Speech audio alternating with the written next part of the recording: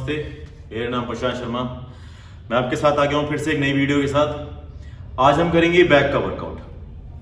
Back एक upper body का एक बड़ा मसल है और ज़्यादातर लोग इसके अंदर ना इसमें कॉन्सेंट्रेट नहीं कर पाते, क्योंकि ज़्यादातर लोग इंटरेस्ट भी नहीं लेते, सिर्फ कर रहे होते हैं।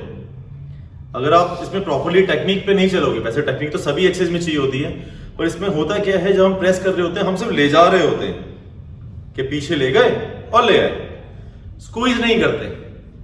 और स्क्वीज होगा इसके अंदर आपको शोल्डर को बैक करना पड़ेगा, मतलब इस पोर्शन को अगर आप बैक लेके नहीं गए तो स्क्वीज नहीं होगा, पहले आप दबा नहीं पाओगे उसको। आप एंगल कोई भी ले लो, लेट पुल डाउन ले लो या सिटेड रोइंग ले लो या आप वन आर्म ले लो, अगर आप स्क्वीज ही नहीं कर पाओगे, उसको पूरा दबा नहीं सकते, तो आप डेवलप भी नहीं कर सकते। जैसे हमेशा मैं कहता हूं कि मसल पूरा दबना जरूरी है, अगर पूरा दबेगा तभी वो ग्रोथ करेगा, क्योंकि ब्रेक डाउन तभी हो पाएगा। तो आज हमारा जो वर्कआउट होगा वो मसल मास के लिए है कि हम बैक का जो मसल है उसको कैसे थिक बना सकते हैं विद द फ्रेम, मतलब एक शेप के साथ बड़ा कैसे कर सकते हैं। तो आइए वीडियो शुरू करते हैं।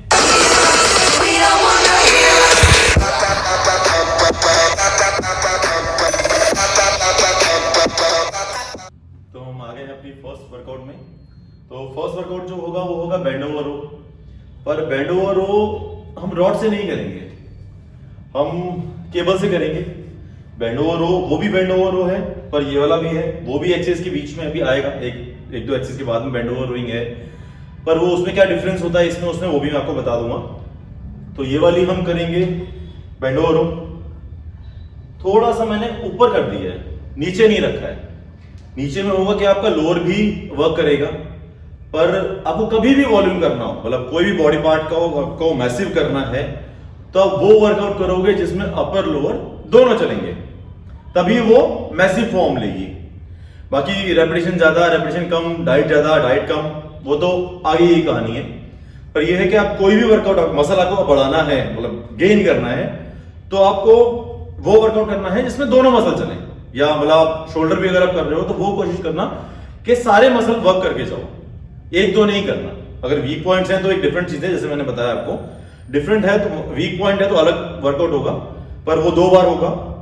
पर जब आप गेनिंग कर रहे हैं, मतलब जैसे गेनिंग वर्कआउट है, जैसे मान लीजिए ये वाला वर्कआउट मैं अगर बता रहा हूँ, मास के लिए बता रहा हूँ, तो मैं वो वर्कआउट बताऊंगा आपको जिसके अंदर सारे ऑलमोस्ट सारा वर्क होगा, कोशिश यही की जाती है। तो बेंड ओवर है, मैंने स्ट्रेट रॉड नहीं ली है, क्योंकि स्ट्रेट रॉड में भी कहीं का रिस्ट में पेन होने लगता है, तो स्ट्रेट रॉड नहीं है। और सेकंड, कर्ल में क्या होता है, स्क्वीजिंग बेटर हो जाती है। तो सेम वही एंगल है, होल्ड किया मैंने, हल्का सा बेंड हो गया, बहुत ज्यादा बेंड नहीं होऊंगा, ज्यादा बेंड होऊंगा तो मेरा हैमस्ट्रिंग भी पुल होने लगेगा, तो बहुत ज्यादा बेंड नहीं होऊंगा, क्योंकि ये अपनी तरफ पुल करेगा। बेंड हो गया हल्का सा, स्क्वीज और स्ट्रेच। स्ट्रेच में ये नहीं होगा, जनरली लोग करते हैं पूरा ये ले गए फिर ले आए, फिर ले गए फिर ले आए, ना तो पूरा खींचना है ना उसको बैक मूव करनी है। आप एक ही एंगल पे होल्ड रहो, इसी एंगल पे रहो, स्क्वीज करो और स्ट्रेच करो। ये स्ट्रेच नहीं करना, इस स्ट्रेच में आपका शोल्डर जॉइंट जो है ना वो ज्यादा वर्क करेगा, तो उसको यूज मत करो, नॉर्मल रहो, स्क्वीज स्ट्रेच, स्क्वीज और स्ट्रेच। सेम वही ध्यान रखना, जब मैं वर्कआउट कर रहा हूं तो मेरा शोल्डर चल रहा है, शोल्डर नहीं चल रहा है इन द सेंस कि मैंने शोल्डर से बैक को स्क्वीज किया है, एल्बो से नहीं किया है। एल्बो तो जाता ही है पीछे, पर ये तो ऐसे जाएगा। बैक कहां से दबी, ऊपर से। मैंने आर्च बनाया, बैक भी लेके गया और एल्बो भी लेके गया, तो मेरा बैक पूरा दबेगा। अगर आप खाली एल्बो ले जाओगे तो जॉइंट तो चलेगा, शोल्डर तो काफी हद तक वर्क करेगा, पर गलत वे में करेगा। इन द सेंस, मतलब मेरा बोलने का मतलब ये है कि जब आप पीछे एल्बो लेके जाओगे तो ये अगेंस्ट हो जाएगा एक तरह से, इसको आप साथ ले जाओ, जॉइंट भी सेफ हो गया और बैक भी स्क्वीज हो गई। तो दोनों का यूज करना, स्क्वीज स्ट्रेच, फिर स्क्वीज फिर स्ट्रेच। थोड़ा रियर चलता है, क्योंकि जब बैक का वर्कआउट करते हो तो रियर डेल्ट भी काफी हद तक वर्क करता है। तो आपको शोल्डर मूवमेंट वो लेनी है कि आपका शोल्डर जॉइंट में इशू ना हो। कोई भी वर्कआउट होगा आप कोशिश यही करना कि आपका ज्वाइंट ना चले, क्योंकि नेगेटिव वर्कआउट करने से ही ज्वाइंट में इंजरी होती है। अगर आप प्रॉपर सही तरीके से कर रहे हो तो ज्वाइंट में इंजरी नहीं होती है, गलतियों से ही होता है वो सारा। तो फर्स्ट वर्कआउट ये था।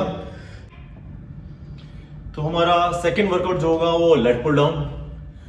लेट पुल डाउन में ना जल्दी हम सोचते क्या हैं कि वाइड पकड़ेंगे, वाइड पकड़ेंगे तो विड्थ बढ़ेगी, क्लोज पकड़ेंगे तो आपका इनर वर्क करेगा। अब मैंने जो मेरे को 20 साल में मैंने फील किया, पर मुझे ऐसा पर्सनली फील नहीं हुआ कि मैं वाइड पकड़ रहा हूं तो मेरी वाइडनेस बढ़ रही है, मैं बड़ा होता जा रहा हूं, पर ऐसा हुआ नहीं। मैंने बहुत बार ट्राई किया, क्योंकि जैसे मेरे को बताया कि किसी सीनियर ने कि जैसे मैंने स्टार्टिंग की तो वाइड पकड़ो बड़े हो जाओगे, वेट बढ़ेगी आपकी, कम पकड़ोगे तो लोअर ज्यादा चलेगा। लोअर वाला कॉन्सेप्ट तो मेरे को फिर भी एक बार समझ में आया कि मान लीजिए मैंने नैरो पकड़ा है, लोअर नहीं कह सकता, पर मैं कह सकता हूं कि मैं फील कर पा रहा था, मतलब मैं पकड़ कंट्रोल कर पा रहा था वेट को। अगर मैं वाइड पकड़ रहा था तो मैं फील नहीं कर पा रहा था। अब कभी भी आप ट्राई करना, मैंने मान लो मैं वाइड पकड़ रहा हूं, ये एंगल मैंने पकड़ा है और मैं फ्रंट ला रहा हूं तो मैं दबा ही नहीं पा रहा हूं। जब मैं दबा ही नहीं पा रहा हूं तो बढ़ेगा कैसे? तो हर एक एंगल के हिसाब से वाइड का मतलब है, जो जिसकी भी कहने की थिंकिंग होगी, मेरे ख्याल से ये होना चाहिए कि वाइड का एंगल का मतलब हो गया कि आपके अकॉर्डिंग वो थोड़ी डिस्टेंस बाहर होना चाहिए, ना कि बिल्कुल रॉड के एंड में पकड़ लो ले जाके, क्योंकि एंगल अलग होते हैं। कई जगह पे मैंने देखा है कि लेट पुल डाउन की रॉड थोड़ी सी छोटी होती है, कहीं कहीं बड़ी भी होती है। तो आप वो एंगल रखना जो आपके हिसाब से बड़ा हो। पर इसमें जो मैं पकड़ूंगा रॉड जहां से टर्न हो रही है, जिस एंगल में मेरा नॉर्मल एंगल बनेगा। मान लीजिए मैं अगर इस एंगल पे मैंने पकड़ा है, ये एंगल मेरे लिए सफिशिएंट है, मेरे को कंफर्टेबल लगता है इसमें, ये कंफर्टेबल है, मैं मसल भी सारे पकड़ सकता हूं। तो इस एंगल पे आप रखो, फिर आप स्क्वीज करोगे तो आप दबा रहे हो, मैं भी फील कर पा रहा हूं। और इसकी मिस्टेक्स जो होती हैं वो मैं इसको ऐसे कर देता हूं, फिर करने के बाद आपको बताता हूं। डिस्टेंस यही वाला, इसी एंगल में मैंने पकड़ा, अंदर पूरा चले जाएंगे, पीछे मत रहना बहुत ज्यादा, अंदर पूरा, हल्का सा आर्च, जैसे मैं बताता हूं हमेशा, ये शोल्डर डाउन, ये लिफ्ट नहीं करना, डाउन रखना, और स्क्वीज, इनहेल ऊपर, एक्सहेल नीचे, फिर इनहेल ऊपर, ये नहीं होगा नॉर्मल, एक्सहेल नीचे। मशीन के पूरा अंदर चले जाना, मतलब जो आपका कॉर्नर पॉइंट है, आप पूरा मशीन के अंदर चले जाओ और अपने बॉडी को लॉक कर लो, ताकि जब आप ऊपर जाओ, मतलब जब आप वेट ऊपर छोड़ोगे तो वो आपका हिप रेज नहीं होना चाहिए। मतलब ये नहीं हो जो आपने छोड़ा तो आप कूद रहे हो, जंप नहीं होना चाहिए। हिप आपका पूरा बेंच पे स्टिल रहेगा, मतलब आपका जो हिप पोर्शन है वो जंप नहीं होना चाहिए, बार बार वो होल्ड होना चाहिए उसी जगह पे। चाहे पैर से अटका लो, किसी चीज नीचे लगा, प्लेट लगा के अटका लो अपने आपको, या किसी तरीके से अटका लो, वो पोर्शन मतलब लोअर पोर्शन आपका जो है वो हिप वाला पोर्शन अटका हुआ रहेगा। और शोल्डर लिफ्ट नहीं होगा, जब आप स्ट्रेच कर रहे हो तो ये नहीं होगा कि आपका कंधा भी ऊपर जा रहा है। कई लोग स्ट्रेच करते हैं क्या, स्ट्रेचिंग, पर स्ट्रेचिंग नहीं, मसल पकड़ो, मसल। स्ट्रेचिंग अब बाद में कर लेना एक्सरसाइज के बाद में, या हल्के वेट से आप कर लेना, भारी वेट से, एक अच्छे वेट से आप स्ट्रेचिंग नहीं कर सकते। मतलब मैं अगर कह रहा हूं, मैं इसमें अगर मेरी कैपेसिटी 40 किलो की है, मैं 50 किलो 60 किलो डाल के स्ट्रेच कर रहा हूं तो खाली स्ट्रेच कर पा रहा हूं, स्क्वीज नहीं, मतलब एक्सरसाइज नहीं कर सकता मैं उसमें। तो स्ट्रेच नहीं करना वैसा वाला, अब मसल पकड़ो, स्क्वीज करो, स्ट्रेच करो, स्ट्रेच बस इतना ही स्ट्रेच होगा, ये स्ट्रेच नहीं होगा, ये कोई स्ट्रेच नहीं होता। ये तो आप नॉर्मल एक्सरसाइज करने के बाद स्ट्रेचिंग एक्सरसाइज होती है उनमें कर लो। तो इस पोर्शन लाइट चली गई थी तो वीडियो कैंसिल हो गई, कट गई थी, तो अब इसका कंटिन्यू करते हैं। तो नॉर्मल जो जैसे मैं बता रहा था आपको, ये रेस नहीं करना, जब डांस करना हो तो बाद में कर लेना। वर्कआउट करते हुए आप शोल्डर को डाउन रखना, नॉर्मल स्क्वीज और स्ट्रेच में ये स्ट्रेच नहीं है, नॉर्मल स्ट्रेच। मतलब मेरा कहने का मतलब है मसल नहीं छूटना चाहिए। तो हमारी जो थर्ड एक्सरसाइज है वो है सिटेड रोइंग। सिटेड रोइंग में हम सिंगल आर्म कर रहे हैं अभी, ताकि एक्चुअली जैसे लोअर में आपको दिखाता हूं, जैसे ये बैक टर्न हो रही है, इस टर्निंग के अंदर, मतलब जो आर्च जनरली लोग कहते हैं कि ट्री बनता है, क्रिसमस ट्री बनता है, तो क्रिसमस ट्री के अंदर अगर आप इस सेगमेंट, जो जनरली लोग ऐसे पुल करते हैं, तो आप क्रिसमस ट्री के अंदर के ट्री को हिट नहीं कर पाओगे, मतलब इन द सेंस के, मतलब जो ट्रीज ये एंगल बनता है इस एंगल पे नहीं आएगा, मतलब बाहर बाहर चलेगा, अंदर वाले पोर्शन में नहीं आएगा, मतलब इस पोर्शन में आप हिट नहीं कर पाओगे, यहां यही चलता रहेगा, यही चलता रहेगा। अगर बैक दबा रहे हो तो बाहर की तरफ अगर आपका आर्म है तो आउटर पार्ट ही चलेगा, इनर नहीं आएगा। तो आपको जो केबल है वो आपके सेंटर में रखना, और जहां नी है आपका उस पॉइंट पे वो होना चाहिए, ताकि आप पुल करो तो नीचे की तरफ ही जाए। ऐसे मैं ऐसे पुल करूंगा तो मैं इस नेवल के पास लाऊंगा ताकि बैक को प्रॉपर्ली स्क्वीज कर पाऊं। मतलब मैं स्क्वीज अगर कर रहा हूं, पीछे शोल्डर भी जा रहा है, एल्बो भी जा रहा है, स्क्वीज हो रहा है, तो मेरा वो पोर्शन जो क्रिसमस ट्री वाला एंगल है वो वाले पे हिट हो, ना कि बाहर वाले पे ज्यादा हिट हो, क्योंकि वर्क पूरा लेके चलना है। जब मैसिव करना है तो पूरा ही मैसिव करेंगे। मतलब ये तो घर तो बनाते थे हम, ऐसा नहीं करते, छत बना ली, ग्राउंड फ्लोर नहीं बनाया, तो पूरा घर बनता है। तो इसमें भी यही करना है, आपको पूरा लेके चलना है। ऊपर भी मसल चाहिए, अंदर भी मसल चाहिए, बाहर ऊपर अंदर पूरा चाहिए। तो इसमें आप अंदर की तरफ दबाना ताकि पूरा इनर भी लोड कर ले। अगर आप नॉर्मली एंगल, ये वाला एंगल है, ये वाले भी कर सकते हैं, पर मैंने जैसे बताया हमेशा कि ऑर्डर वाइज वर्कआउट होता है, तो ये वाला जो है इसके अकॉर्डिंग ही सूट कर रहा है, इसलिए मैंने आपको ये वाला एंगल बताया। तो मैं आपको एक बार करके दिखा देता हूं कि जैसे मैंने आपको बताया मेरी नी के पास में है, नी की नीचे की तरफ है ऑलमोस्ट, ये एंगल स्क्वीज, वही एंगल अंदर की तरफ से और सीधा, फिर स्क्वीज, फिर सीधा। ये नहीं करना, स्ट्रेच करते हैं लोग, इसका एक्चुअली लॉजिक नहीं बन पाएगा क्योंकि आपकी बैक बहुत मूव करेगी। अब मैं लोड ले रहा हूं, घूम रहा हूं, फिर दबा रहा हूं, फिर घूम रहा हूं, फिर दबा रहा हूं, हल्का वेट तो आप फिर भी एक बार वो कर लोगे, या माइंड से कॉन्सेंट्रेट करके आपने स्ट्रेच किया, स्क्वीज किया, स्ट्रेच किया, स्क्वीज किया। हैवी में बैक बहुत वर्क करेगी, मतलब इंजरी के चांस आप खुद इनवाइट कर रहे हो कि भैया आप बैक मुझे खराब कर जा। तो इंजरी नहीं करनी है अपना आपको, आप सेफ मोड खेलो ताकि आपको इंजरी ना हो, क्योंकि आप हेल्दी होने जा रहे हो, ना कि कोई प्रॉब्लम क्रिएट करने के लिए। घर वाले कहें भैया सेहत बनाने जा रहा है, बैक करवा के आ गए, तो वो मत करना। नॉर्मल एंगल है आपका, स्क्वीज नीचे, और देखो मक्खी की बॉडी बनाने आ गई है, तो ये भी इसकी बॉडी बनाएंगे बाद में, ठीक है। ये एंगल स्क्वीज और नॉर्मल, फिर स्क्वीज, फिर नॉर्मल। एंगल वही कि आपके नेवल के पास आना चाहिए, एग्जैक्ट नेवल पे नहीं आएगा, पर आपका पोर्शन वैसा रखना, क्योंकि हर एक के मसल मास के हिसाब से आपकी मूवमेंट थोड़ी थोड़ी डिफरेंट हो जाएगी। तो आपको फील करना पड़ेगा कि मेरा लोअर ट्री चल रहा है, मतलब ट्री पोर्शन जो है वो चल रहा है या नहीं चल रहा है, तो उसके अकॉर्डिंग फ्री मूवमेंट लेके चलना। और सेम वही शोल्डर भी और एल्बो भी सेम मूवमेंट में पीछे जाएंगे ताकि स्क्वीज प्रॉपर हो और स्ट्रेच प्रॉपर। स्ट्रेच, ये स्ट्रेच है, मतलब आपने स्ट्रेच किया, ये स्ट्रेच हो गया, ये स्ट्रेच नहीं करना। तो हमारा चौथा जो वर्कआउट होगा वो होगा इंक्लाइन डंबल रो। मैंने जैसे आपको फर्स्ट वर्कआउट में आपको बोला था कि रोइंग जो थी, रोइंग में भी बेंड ओवर ही है, ये भी बेंड ओवर ही है, पर फर्क ये है उसमें जो लोड है, मतलब मैं इंक्लाइन में एंगल में अगर मैं ऐसे खड़ा हूं, मतलब रोइंग के अंदर, तो रोइंग में ये एंगल हमको सामने से पुल कर रहा है, मतलब रोप जो आएगी वो सामने से आएगी आपकी, तो लोड नेचुरल एक अलग होगा। इसके अंदर हमारा आर्म नीचे जाएगा तो इस पोर्शन में चलेगा, तो ये पोर्शन अलग हो गया, वो पोर्शन अलग हो गया। तो ये दो तरह से कर सकते हो आप, पहला कि आप बेंच पे कर लो, सेकंड है आप रॉड से कर लो, मतलब बेंड होके जो रॉड से करते हैं वो कर लो। पर ज्यादातर लोगों का बैक में इशू होना शुरू हो जाता है, तो इसलिए मैं पर्सनली रिकमेंड यही करता हूं कि ये करो, क्योंकि मेरे को खुद भी बैक में पेन रहता है, क्योंकि मेरे को खुद ही स्लिप डिस्क है। तो मैं वो वर्कआउट करता हूं जो बैक को थोड़ा सेफ करके रखे, और जनरली यही रिकमेंड करता हूं आगे कि बंदे को बैक पेन ना हो, क्योंकि बैक पेन बहुत ज्यादा मजे वाला पेन होता है, मतलब मजा आ जाता सही में। तो जिन भाइयों को पेन है ऑलरेडी, तो वो समझ सकते हैं मेरी बात।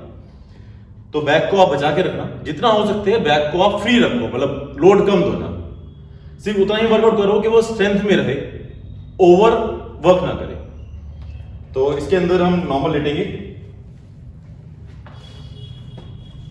सेम थोड़ा सा चेस्ट के बाहर, ओ सॉरी बेंच के हल्का सा बाहर, आर्म स्ट्रेट और बैक स्क्वीज, फिर नीचे।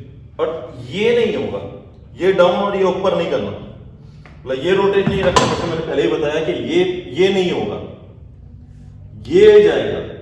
अगर ये ही नहीं गया तो नहीं दबेगा, मैं शुरू से ही बता रहा हूं, ये पीछे नहीं जाएगा तो बैक नहीं दबेगी। और इस वर्कआउट में आपको डायमंड मसल जनरली लोग बोलते हैं कि सेंटर पॉइंट का जो मसल होता है वो डायमंड जैसा दिखता है, जो ट्रैप के नीचे आता है। जनरली लोग कह लो उसे ट्रैप के अंदर भी ऐड करते हैं, तो आप उसको अंदर जो मसल है, जो डायमंड मसल जिसे आप बोल रहा हूं मैं उसे, आप उसको हिट करना, मतलब उस पर ध्यान देना जो बिल्कुल सेंटर में होगा। तो उस मसल को आप स्क्वीज करना, उसको स्क्वीज करोगे तो पूरी बैक दब जाएगी। अगर आप सोचोगे कि मैं इस पोर्शन में दबा लूं या इसको दबा लूं ना, आप पूरी बैक दबाओ, मतलब स्क्वीज करो डायमंड को, मतलब उस सेंटर पॉइंट को अगर प्रेस करोगे, मतलब बैक को अगर सेंटर से प्रेस कर रहे हो तो बैक पूरी दबेगी। मतलब इस पोर्शन में अगर मैं मान लीजिए मैं ऐसे लगा रहा हूं, तो अगर मैं पूरा उठाऊंगा अंदर तक तो ये भी चलेगा, ये भी चलेगा, बीच का भी चलेगा, आसपास का भी चलेगा, सारे चलेंगे। तो मेन पॉइंट दबाना है, मतलब आपका सेंटर पॉइंट जो है, डायमंड जो है मेन, उसको प्रेस करना है।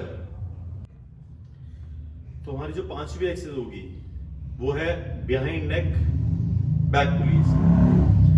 बैक पुली में करना क्या है, बैठ के नहीं करूंगा मैं, जनरली बैठ के करते हैं, मैं थोड़ा सा डिफरेंट कर रहा हूं, अलग थोड़ा सा वर्क करेंगे।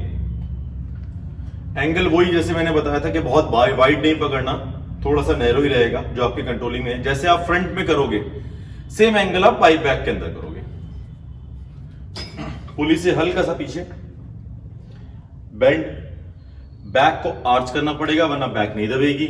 शोल्डर डाउन रहेगा, लिफ्ट और बैक, एक्सेल इनहेल, फिर एक्सेल, फिर इनहेल।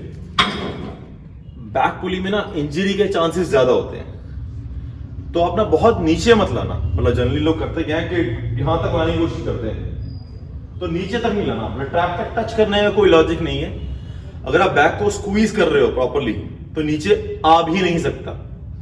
इवन अगर फ्लेक्सिबली बहुत ज्यादा हो, मतलब आप बिल्कुल ही अलग ही कलाकार के फ्लेक्सिबल हो तो बात अलग है। बाकी अगर आप नॉर्मल मसल लेके चल रहे हैं तो बैक तक स्क्वीज, नीचे तक स्क्वीज होता ही नहीं है। आप बैक को जितना स्टिफ रखो, मतलब बैक को कंट्रोल में रखो और स्क्वीज करो। और जैसे आप स्क्वीज करोगे तो नीचे आएगा ही नहीं, पहली मसल दब जाएगा। टच करने का कोई लॉजिक नहीं है, टच तब होगा जब आपका शोल्डर रोटेट होगा, एल्बो मूव होगी, तभी नीचे आ पाएगा, वरना नीचे नहीं आ सकता। तो नॉर्मल एंगल है बैक स्क्वीज, और ये एंगल हल्का सा पीछे रखना, हल्का सा फेस आगे, हिप पीछे, और ये डाउन। इस मोशन में ही रहेगा, यहां नहीं रहेगा, इतने में रह के स्ट्रेट, और ये स्ट्रेच नहीं करना। अगर बीच में कभी हो भी जाए तो इतना मेजर इशू नहीं है, क्योंकि बैक में आपका एंगल डाउन है तो आप अलग ही लेके जा रहे हो, उतना इंजरी नहीं करता जितना फ्रंट में करता है। फ्रंट के अंदर एंगल आप शोल्डर ही पूरा उठा देते हो, बैक में बंदा ऑलरेडी डाउन होता है तो इतना नहीं कर पाता पुल, पर आप करना नहीं, जितना आप कंट्रोल रखो उतना अच्छा है। तो बैक के अंदर आर्च रखना, शोल्डर डाउन, हल्का सा जैसे मूवमेंट बताइए कि स्क्वीज करना है, पर इसमें शोल्डर पीछे नहीं जाएगा जैसे एल्बो के साथ बैक जा रही थी, मतलब एल्बो मूव कर रहे थे बैक के साथ में बैक स्क्वीज करने के लिए, इसमें डाउन मोशन है तो थोड़ा अलग चलेगा, सिमिलर नहीं चलेगा जैसे नॉर्मल बाकी रोइंग में हमने बैंड ओवर में जैसे किया था कि ये पीछे जा रहा था। स्क्वीज वाले एंगल में अलग है और लेफ्ट फ्रंट वाले एंगल में अलग है, रोइंग वाले एंगल थोड़ा अलग है। तो वीडियो को आप थोड़ा सा ध्यान से देना ताकि आप मूवमेंट का ध्यान रख सको, क्योंकि मूवमेंट नहीं होगी तो ब्रेक डाउन नहीं होगा मसल, मतलब आप फील नहीं कर पाओगे मसल। तो ये थी हमारी बैक का वर्कआउट फॉर मास गेन। तो बाकी जैसे मैंने बताया कि आप टेक्निक पे इन सब चीज़ों पे ध्यान बहुत रखना, ओवरवेट मत करना ताकि इंजरी ना हो। बाकी स्पेसिफिक मसल्स के लिए मैं कुछ टाइम बाद बना दूंगा, पहले बेसिक मसल्स के लिए सारा वर्क कर दूं। बाकी मिलते हैं अगली वीडियो में। नमस्ते।